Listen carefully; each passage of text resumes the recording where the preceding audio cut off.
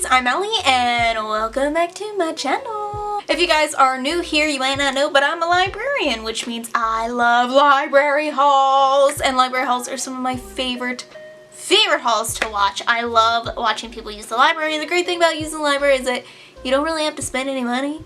You can get as many books as you want. Well, like we have a limit of 50, but you know what I mean. You get to try out so many books that you might not otherwise. There's all kinds of online resources. Like if you don't have a library, I'm sorry. Not just because I work there, but just because it's a great place. I love saving money. I love trying all these new books. My reading increased. It actually doubled, literally doubled when I started reading books from the library just because I now had access to them.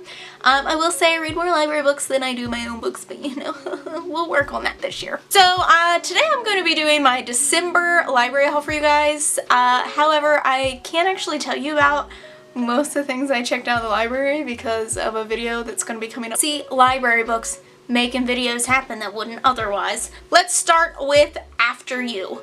This is the sequel to Me Before You. I know that Me Before You has a lot of controversy around it. However, when I think about it, I think that was the whole point. Like, it was even controversial in the book world itself. Like, in the book it was controversial, and the second one, that kind of takes that in, and that is how the main character is now dealing with the things that happened in Me Before You. I personally loved Me Before You. Some events have led me to want to read After You, so I decided to give it a try. It honestly seemed a little slow at first, but I do remember Me Before You having like a slow pace to it. However, the author, Jojo Moyes, just captures like humans they don't really know what they're doing, and just kind of being in that stuck period in your life where you're not really sure what's going on. You're kind of just stuck there and you don't know where to go next.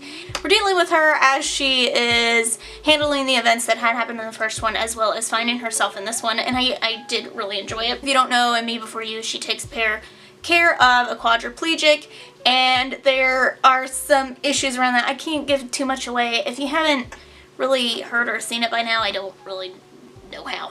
I also checked out The Deal of a Lifetime. This is Frederick Beckman, and it's so tiny, and it is based around Christmas, so I really wanted to read this for Cremathon. This is different because it is kind of how this guy is trying to make a deal to save a life, and by saving a life you have to take a life. And it goes into the depths of that and how that works, and it's also a letter to like his son about how this works. And it also deals with death, but death is like a woman in a gray sweater just like doing her job. I also checked out Let It Snow, which was also for Cremathon. I ended up not getting around to it, but the truth is I DNF'd it. This has 3 short stories in it, although they were kind of more like novellas, I guess, and they are romances, and I just think that maybe when this book originally came out, because I do remember people hyped it out when it came out, and this has been years ago, that I maybe would have enjoyed it more. Overall premise just of the stories seemed kind of juvenile, so I ended up DNFing this, and other than that, they're just holiday romances. And I have seen a lot of people really enjoyed it. It just wasn't my thing, apparently. And then, if you follow along last month, you will know that I checked out a manga, which was The Girl from the Other Side, and I enjoyed it. So I went ahead and got Volume 2 as well as Volume 3. And I continued on with this story. This is about this world where there is good and evil. It is about like this plague that has taken over, and there's a wall, and it separates the humans who are not sick from the creatures that are like have this plague that is evil. This is about a young girl that is stuck on the outside, and this one creature, whose name is Teacher, is taking care of her. And this is kind of the events that follow that.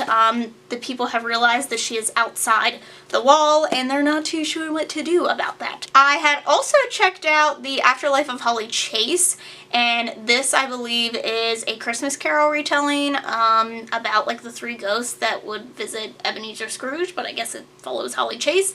I didn't actually get around to it. I ended up returning it a day later because they ended up having a sale on the ebook for like $1, so I just bought the ebook. I didn't get around to it, unfortunately, but I'm really excited. I'm hoping that I can still maybe get around to it in January, because I think Christmas lasts till like the end of winter, so I'll still be in the mood. Then I have 2 graphic novels that I checked out that I ended up falling in love with. These are 2 new series.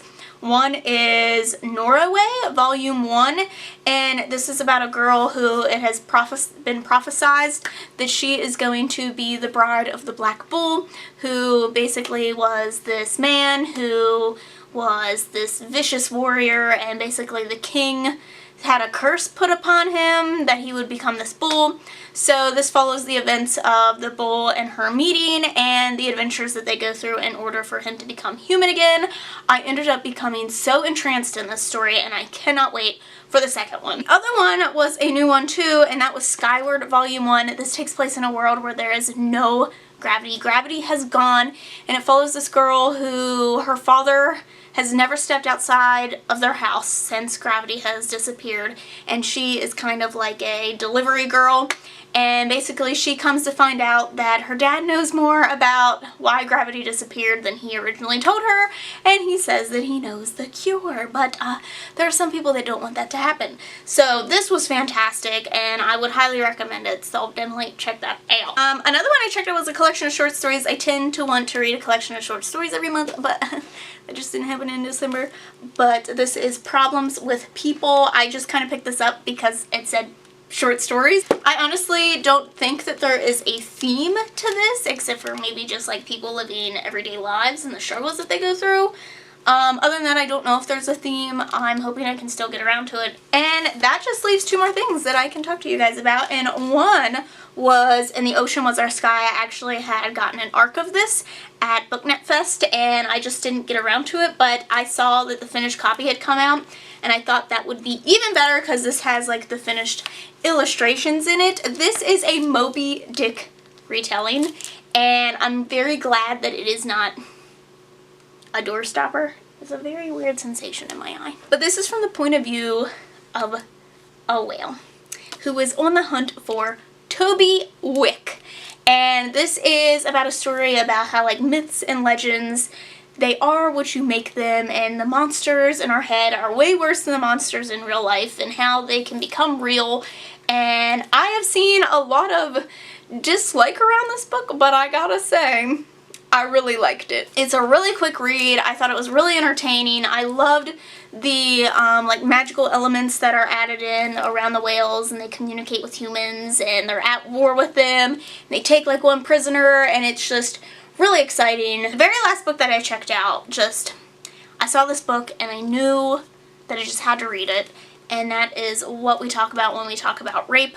This is about rape, and I believe it's based around like how our society has grown to think of rape and rape society and rape culture, and just the terrible things surrounding it, and how victims are picked, and why people think that the victim needs to be at blame, and just like it just goes into all the very hard topics about rape.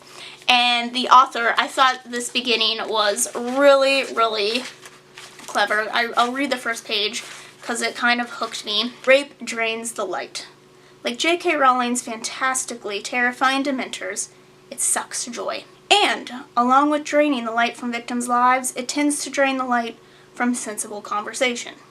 Discussions about rape are so often irrational, and sometimes outright bizarre. It's the only crime to which people respond by wanting to lock up the victims. It's the only crime that is so bad that victims are supposed to be destroyed beyond repair by it, but simultaneously not so bad that men who do it should be treated like other criminals. I want to let some light back in. This introduction just hooked me. I feel like this book is just going to become a favorite. It's just going to be something that just comes to mean so much to me. So I'm eager to get into this. I mean, I'm not eager to talk about rape, but I'm eager to see what she has to say to let the light back in. So those are all the things that I can tell you about that I got from the library in December. Let me know what you guys checked out from your library. I love hearing that you guys are using them. How many books did you check out? What did you check out? Did you find a new favorite? Have you asked your librarian for a recommendation lately? You should. Hope you guys have liked this video. Don't forget to subscribe to see future library hauls from me. Thanks for watching, and I'll see you in the next one. Bye!